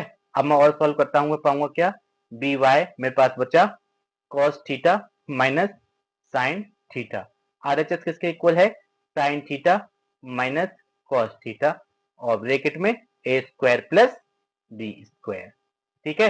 एक चीज देखो, इससे ये कैंसिल आउट, लेकिन माइनस वन टाइम्स, ठीक है। आप ऐसा चाहो तो ऐसा लिख लो कि भाई आप नेक्स्ट स्टेप में एक काम करो, माइनस कॉमन ले लो, मैं नहीं रिकमेंड करता कि आप माइनस कॉमन लो, तो minus b y sine theta minus cos theta, एक स्टेप मेरा खाली मूली बढ़ गया, ठीक है, ब्रैकेट में a square plus B square, इससे ये कैंसिल आउट, y की वैल्यू पूछ रहे थे, a square plus B square divided by minus का b, यही मेरा k होगा, जब मैं h कॉमा k पॉइंट जो है वो सेटिस्फाई करा दूंगा, तो k की जगह y की जगह k हो जाएगा, k की जगह y हो जाएगा, समझ लीजिए, that is A square plus B square divided by minus का b, a square plus B square divided by minus का b, that is option number D is the right, D is the right answer, a square plus B square divided by b, वो भी minus times.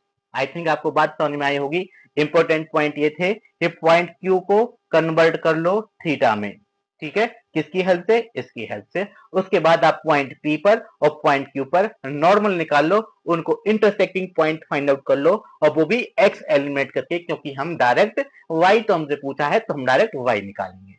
चलिए चलते हैं next question पर, कह रहे हैं if one of the line of the pair ax square 2hx y plus by square is equal to bisect the angle between positive direction of x axis या positive direction of the axis, then a b h satisfy the relation, एक relation पूछा है और कह रहे हैं क्या कि जो आपके general equation of second degree के द्वारा या फिर मैं पेयर ऑफ स्ट्रेट लाइन के द्वारा जो आपकी दो स्ट्रेट लाइन रिप्रेजेंट की जाती हैं, उनमें से कोई एक लाइन ऐसी है कि भाई वो उनके बीच बने कोण को आधा आधा, ठीक है, उनके बीच बने कोण को आधा आधा कर रहा है, ठीक है, समझना थोड़ा सा, अभी आपको समझाने की कोशिश करूंगा। अब सुनिए, ये एक्स एक्सिस ये वाई एक्सिस, इन्होंने कहा कि पेयर ऑफ स्ट्रेट लाइन के द्वारा जो दो स्ट्रेट लाइन रिप्रेजेंट की जाती है ना, उसमें से एक स्ट्रेट लाइन ऐसी है जो कोऑर्डिनेट एक्सिस के बीच का कोण बना होता है 90 डिग्री का, उसको वाइसेक्ट कर रहा हो, आधा आधा काट रहा हो। देखिए, यदि रेखा युग्म से निरूपित एक रेखा धनात्मक अक्षों के बीच बने कोण को आधा कर रहा है, ठीक है, तो ए एच बी में हमसे एक रिलेशन पूछा है, कोई बात नहीं, ये देखो इसका इक्वेशन क्या हो जाएगा, y is equal to x, कैसे, आप जानते हैं कि y is equal to M x plus c होता है, और ये ओरिजिन से पास हो रहा है तो c की वैल्यू 0 हो जाएगी और m की वैल्यू होती है टेन थीटा, और चूंकि ये आपके कोऑर्डिनेट एक्सिस के बीच के एंगल को आधा आधा कर रहा है तो थीटा की वैल्यू 45 डिग्री हो जाएगी, एम की वैल्यू हो जाएगी 1, दोनों चीजें पुट करूंगा तो पाऊंगा क्या, y is equal to x. I think इतनी बात आपको समझ में आई होगी कि y is equal to x कहां से आ गया, ठीक है। अब एक काम ये करो कि y is equal to x उठा के यहां पर पुट कर दो इस इक्वेशन में, तो आप पाएंगे क्या, आप पाएंगे a x square plus 2 h x square plus b x square is equal to 0। यही तो पाएंगे क्या? तो आप एक्स स्क्वायर कॉमन ले लो, a plus B plus 2h is equal to 0। तो यहां से लिखेंगे क्या? a plus B plus 2h is equal to 0। x 0 नहीं हो सकता, तो a प्लस बी की वैल्यू क्या हो गई? माइनस का 2h। चेक करो option, option number B is the right answer. Most important question है जी, आपसे अलग अलग एग्जाम में कई बार आपसे पूछा गया है।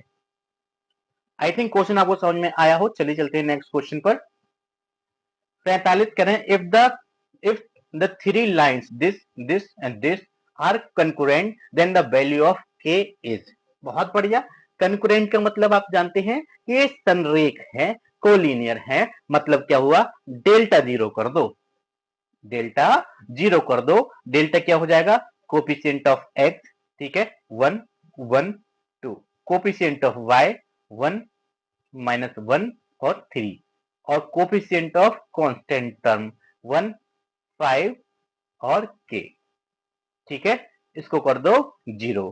ठीक है, तो मैं आपको रिकमेंड करूंगा जो अननोन जब भी आपके सामने आ जाए डिटरमिनेंट में, उसको पहला रो बना लो, ठीक है ना, उसको पहला रो बना लो। तो मैं लिखूंगा क्या? मैं लिखूंगा 2 3 के 1 1 1 और 1 माइनस 1 5 इज इक्वल टू 0। अब सॉल्व करते हैं, पाएंगे क्या? 2 टाइम्स 5 माइनस 1 दैट इज 6, ठीक है, माइनस 3 टाइम्स पाएंगे क्या? 5 minus 1 that is 4 plus k times minus 1 minus 2 that is minus, ठीक है ना, माइनस का 1 माइनस का 1 माइनस का 2, 6 2 जा 12 माइनस 4 3 जा, ठीक है ना, 12 प्लस सॉरी माइनस का 2k इज इक्वल टू 0। इससे ये गया, k की वैल्यू अपने आप ही 0 हो जाती है। चेक करो option, option number C is the right answer.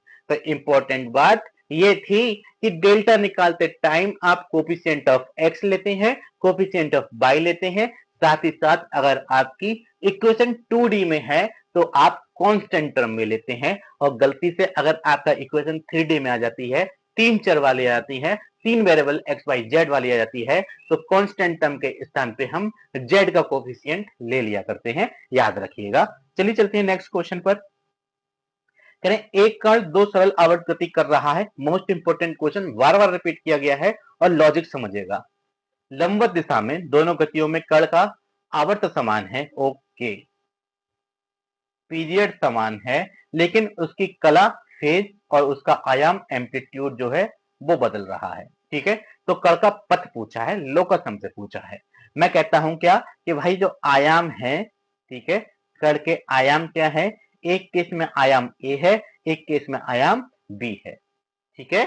और एक चीज देखो, गति कैसी कर रहा है? लंबवत कर रहा है। तो एक केस में फेज 90 हो जाएगा प्लस 90, ठीक है, एक केस में हम ओमेगा टी लेके चलेंगे। तो उससे पहले एक बात बता दूं, सरल आवर्त गति करते हुए किसी कण की जो इक्वेशन होती है वो कुछ इस प्रकार से होती है, ठीक है, सरल आवर्त गति।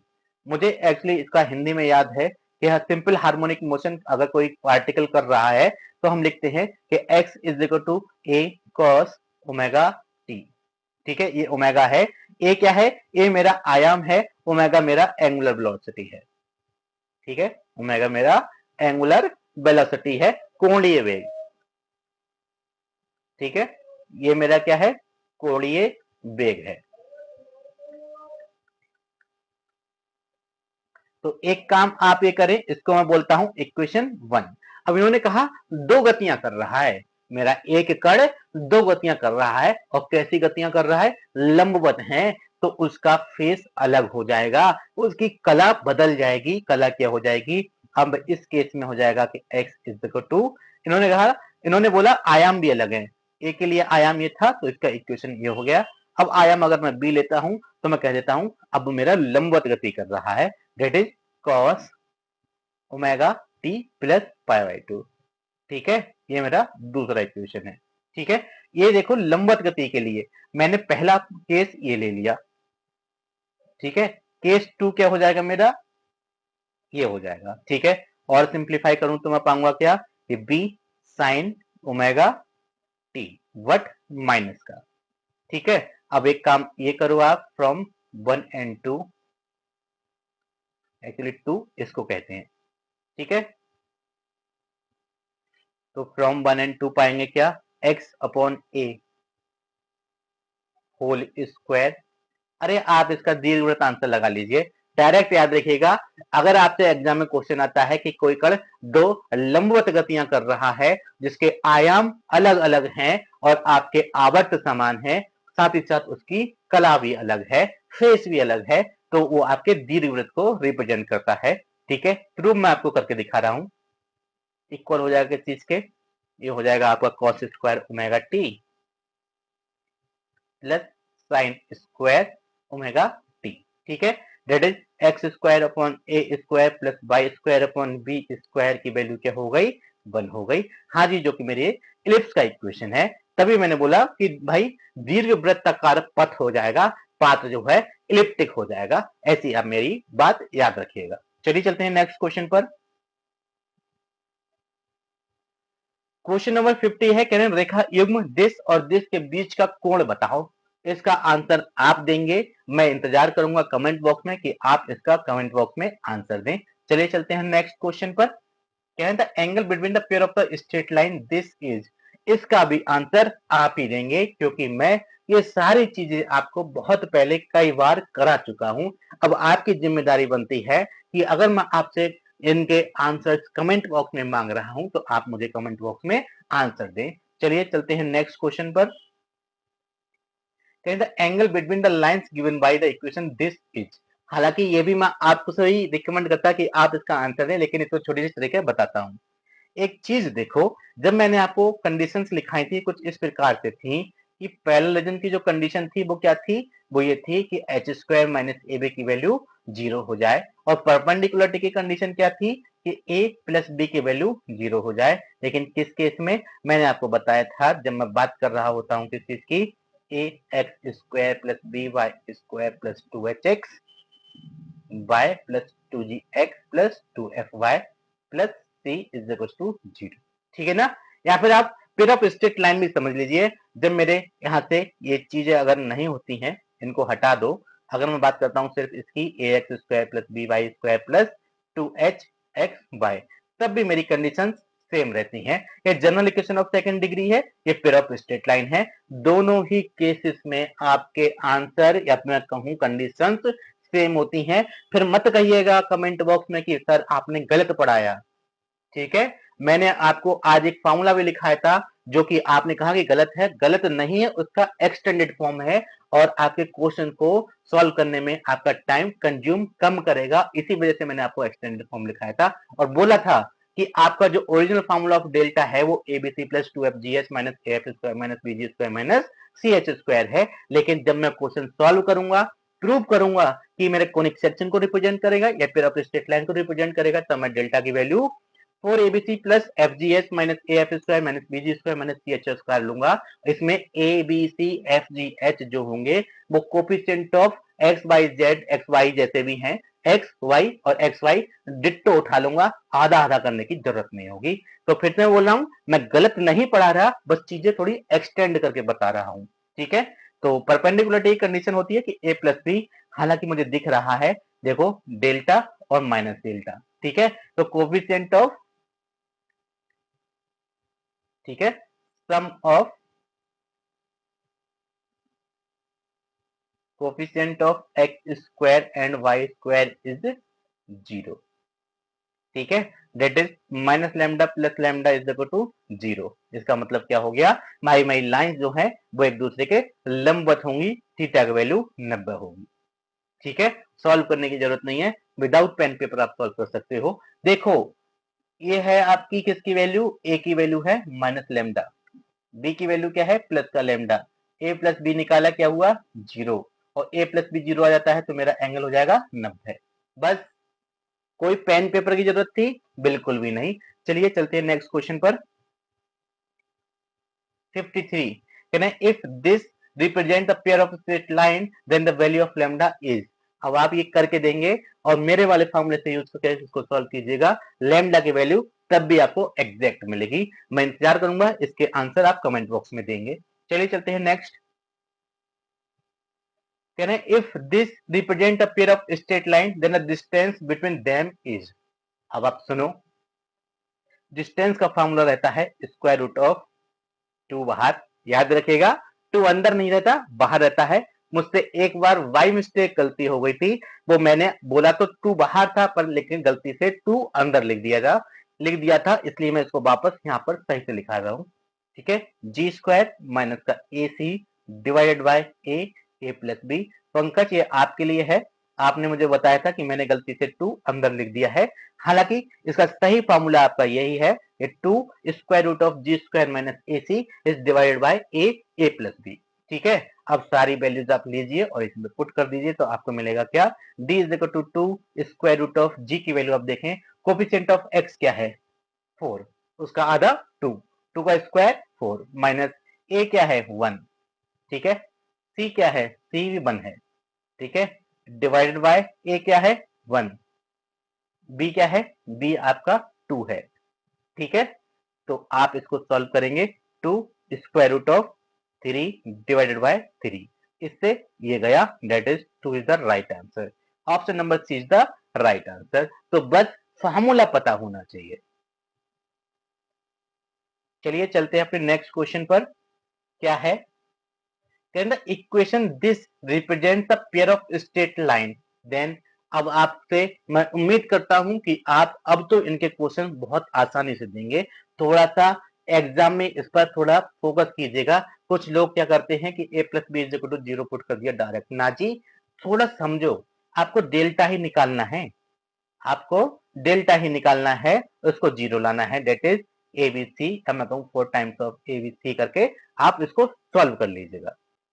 Plus f g h minus a f square minus b g square minus c h square is equal to zero, और मैं ए बी सी, मेरे लिखने का तरीका आप जानते हैं।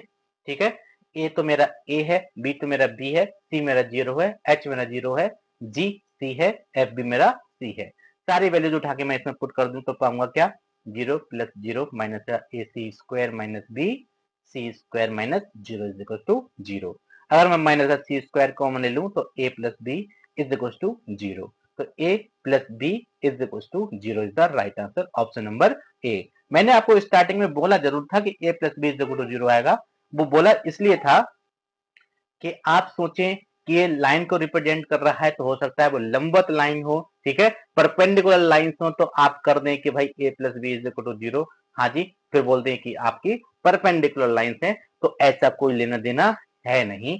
यहाँ पे लाइंस के बारे में पूछा है, उनका नेचर नहीं पूछा कि कैसी लाइंस होंगी, तो हालांकि आंसर आपका a plus b is equal to zero आ रहा है, ठीक है, लेकिन इसका रीजन अलग है, delta is equal to zero for the straight line. चलिए चलते हैं नेक्स्ट क्वेश्चन पर। 56 कह रहे हैं for what value of k this equation of straight line. ठीक है, for what value of k is, एक इक्वेशन दी हुई है, कह रहे हैं the equation of the pair of the straight line क्या होगा, फिर से वही बात हो गई, equation of pair of straight line पूछ रहे हैं, मतलब क्या हो गया कि भाई आप एक काम कर दें, जो डेल्टा आपने निकाला था वो डेल्टा की वैल्यू फिर से जीरो पुट कर दें, यहां से आप मुझे k की वैल्यू सॉल्व करके बताएंगे कितनी आएगी। ठीक है, मैं इंतजार करूंगा कमेंट बॉक्स में। चलिए चलते हैं नेक्स्ट क्वेश्चन पर। The point of intersection of two lines given by this is important question, most important question। ठीक है, आपको मैंने लिखाया था कि जब मेरा general equation of second degree a x square plus B y square plus two h x y plus two g x plus two f y plus c is equal to zero से जो lines represented हैं वो intersect कर रही हैं, एक दूसरे को काट रही हैं, तो उनका जो पॉइंट ऑफ इंटरसेक्शन था, पॉइंट ऑफ इंटरसेक्शन, अब शायद आपको याद आ रहा होगा, और याद ना आ रहा हो तो जाके थ्योरी जरूर देख लीजिएगा, थ्योरी में बहुत कुछ लिखाया हुआ है। क्या था आपका, square root of f square minus b c divide by h square minus का a b comma square root of g square minus का a c divide by h square minus A b, सबके साथ plus minus आएंगे, सबके साथ plus minus आएंगे। ठीक है, ये था मेरा point of intersection find out करने का फार्मूला। ठीक है, तो एक काम आप ये करें, जो जो मेरी रिक्वायरमेंट है उसको मैं निकाल लेता हूं। ठीक है, तो सबसे पहले स्टार्ट करते हैं किस चीज से, f square minus b c से। एफ क्या है? कोफिशिएंट ऑफ वाई देखो 3 का आधा 3/2 का whole square minus b, y का कोफिशिएंट देखो क्या है? वाई स्क्वायर का कोफिशिएंट 2 है, ठीक है 2, और सी 1 है। 2 इंटू 1 दैट इज 9 माइनस का 4 टू जा 8 डिवाइड बाय 4 दैट इज 1/4, ठीक है। और हमको चाहिए होंगे इन सबके स्क्वायर रूट, तो इसका स्क्वायर रूट भी लगा लो दैट इज 1/2। क्लियर? ओके। अब चाहिए होगा हमको जी स्क्वायर माइनस ए सी। जी की वैल्यू देखो क्या है? एक्स का कोफिशिएंट माइनस का 3/2 स्क्वायर माइनस, ठीक है, ए सी। ए क्या है? 1, सी क्या है? 2, ठीक है। तो ये भी क्या हो जाएगा? हमको भी स्क्वायर रूट चाहिए, हमको भी इसका स्क्वायर रूट चाहिए, डेट इज हो जाएगा 9 minus 8 divided by 4 that is 1/2। Similarly ऊपर के जैसा हमको चाहिए एच स्क्वायर माइनस ए बी। एच कितना है? कोफिशिएंट ऑफ एक्स वाई का आधा माइनस के 5/2 का स्क्वायर माइनस ए बी 2 इंटू 2, और चाहिए हमको square root. Okay, square root equal हो जाएगा किसी के 25 माइनस 4 चौके 16 डिवाइडेड बाय 2 दूंगा 4, दैट इज ये बचा मेरे पास, ये बचा 9/4 दैट इज 3/2। सारी वैल्यूज इसमें उठा के पुट कर दो तो मैं पाऊंगा मेरा पॉइंट ऑफ इंटरसेक्शन हो जाएगा। अगर मैं प्लस माइनस एक साथ ले लेता हूं बाहर निकाल के, तो आप पाएंगे square root of f square minus b c upon square root of h square minus A B, ठीक है। This divided by this that is 1/2 divided by 3/2 comma 1/2 divided by 3/2, ठीक है। दैट इज मुझे मिला प्लस माइनस, ठीक है, 2 से 2 गए 1/3 कॉमा 1/3, ठीक है। प्लस माइनस का मतलब आप समझे? मतलब ये हो गया कि 1/3 कॉमा 1/3, एक पॉइंट ऑफ इंटरसेक्शन ये रहेगा, माइनस का 1/3 कॉमा माइनस का 1/3, एक पॉइंट ऑफ इंटरसेक्शन ये रहेगा। That is option number D, none of this is the right answer. Important point ये था कि फार्मूला क्या होता है, ठीक है। इसका मैंने एक फार्मूला और लिखा था कि h f minus b g upon a b minus h square करके, तो उससे मेरा सिर्फ एक निकलता है। आई थिंक आपको क्वेश्चन समझ में आए होंगे। चलिए चलते हैं नेक्स्ट।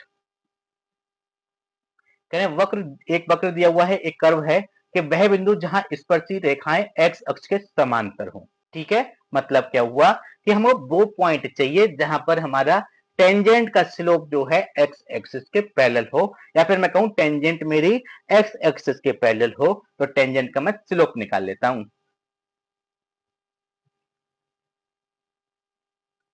ठीक है। इक्वल होता है किस चीज के?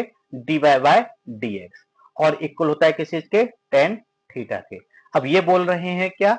मैंने आपको बताया था कैलकुलस में स्लोप निकालने के बहुत सारे तरीके होते हैं, वो तो क्वेश्चन की रिक्वायरमेंट है कौन सा तरीका यूज कराना चाहता है। तो एक कर्व दिया हुआ है और एक थीटा भी दिया हुआ है, पैरेलल टू एक्स एक्सिस, मतलब थीटा की वैल्यू 0 दी हुई है, तो मैं कह सकता हूं कि d y by d x की जो वैल्यू है वो है 10 0, और 0 की वैल्यू होती है क्या? 0, ठीक है।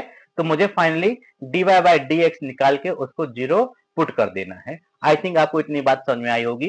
एक्चुअली छोटी सी कंडीशन आपके क्वेश्चन में हिडन थी, पैरेलल टू एक्स एक्सिस, और पैरेलल टू एक्स एक्सिस का मतलब होता है थीटा इज इक्वल टू 0।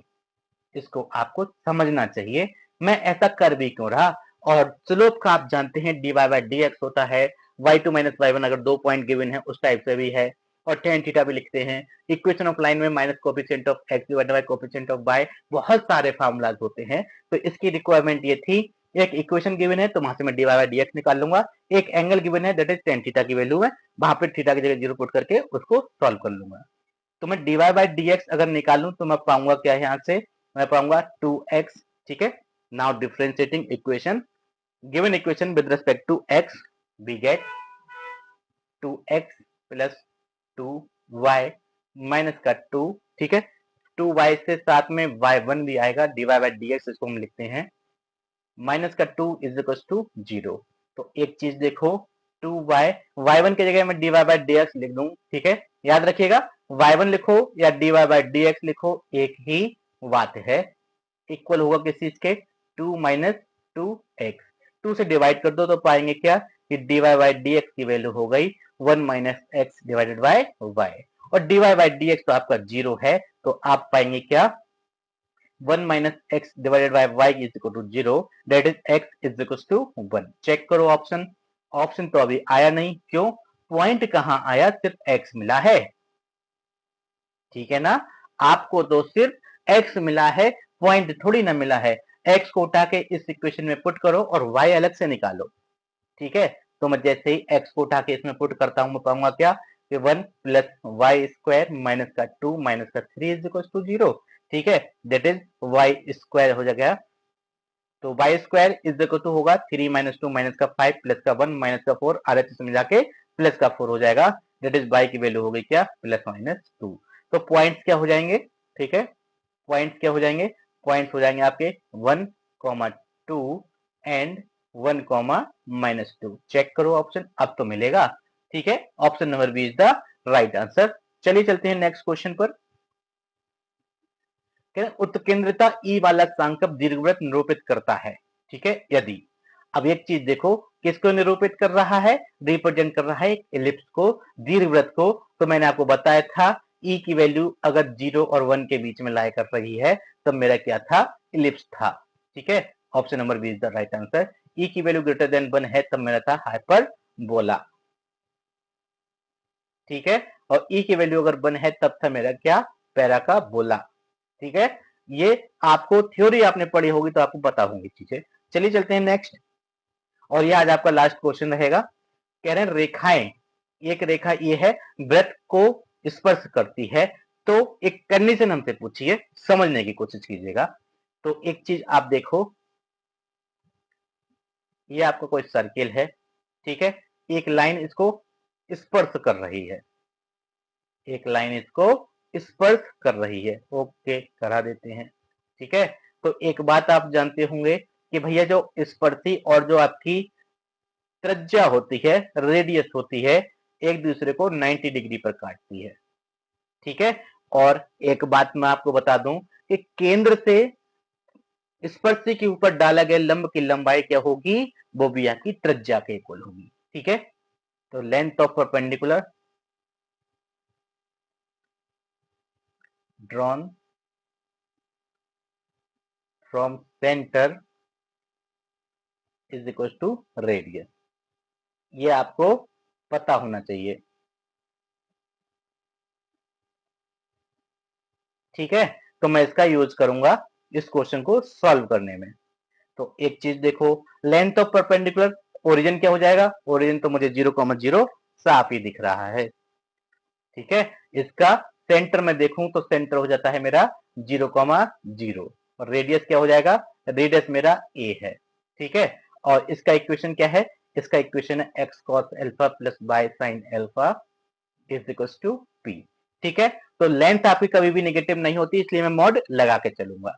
तो आप लिखेंगे 0,0 से इस परपेंडिकुलर ड्रॉ किया, तो लेंथ ऑफ परपेंडिकुलर इक्वल हो जाएगा किस चीज के, 0 into cos alpha, 0 into cos alpha plus 0 into sine alpha, p को उठा के माइनस में ले आऊंगा, माइनस का p divided by coefficient of x का square plus coefficient of y का square, that is cos square alpha plus sine square alpha, ठीक है, mod close is equal to radius that is a, ठीक है। तो ये मिला माइनस का p is equal to a, ठीक है। तो p is equal to a, I think आपको समझ में आया हो, p is equal to a is the right answer. अब मैं आपको एक बात और बता दूं, एक बात मैं आपको और बता दूं, इसका आंसर एक्चुअली ये आता है कि p is equal to a and p is equal to minus a. अगर मैं इसको दूसरी तरीके से सॉल्व करूंगा तो मेरे पास ये दो आंसर्स निकल के आएंगे, लेकिन आप हमेशा एक याद रखिए मेरी बात, प्रेफरेंस आपको इसको देना है, p इज इक्वल टू ए को। मैं आपको कुछ गलत नहीं बताता, दो निकल के आएंगे, आप सॉल्व करोगे दो निकल के आएंगे, तो लेकिन फिर एक रीजन देते हैं कि भाई लेंथ कभी नेगेटिव नहीं हो सकती, इसलिए हम पॉजिटिव वाला ले लेते हैं, ठीक है। तो p इज इक्वल टू ए आपका हमेशा ही प्रिफर किया जाएगा, और ये अगर अब्सेंट है, ठीक है, अगर ये अब्सेंट है उस केस में आपका आंसर ये वाला हो जाएगा, ठीक है। और अगर दोनों ही प्रेजेंट है तो प्रेफरेंस इसको मिलेगा, जैसा कि इस क्वेश्चन में है। तो आंसर ये ना लेके हम आंसर ये वाला लेंगे। आई थिंक क्वेश्चन आपको समझ में आया हो, और वीडियो अगर आपको अच्छा लगा हो तो वीडियो को लाइक करने के साथ साथ आप इसको अपने फ्रेंड एंड फैमिली ग्रुप में शेयर कर सकते हैं। और वीडियो अच्छे लगने के साथ अगर आपको मेरी मेहनत दिखाई दे रही हो तो चैनल को सब्सक्राइब करना ना भूलें। Thank you, thanks for watching. मिलते हैं अगले वीडियो में।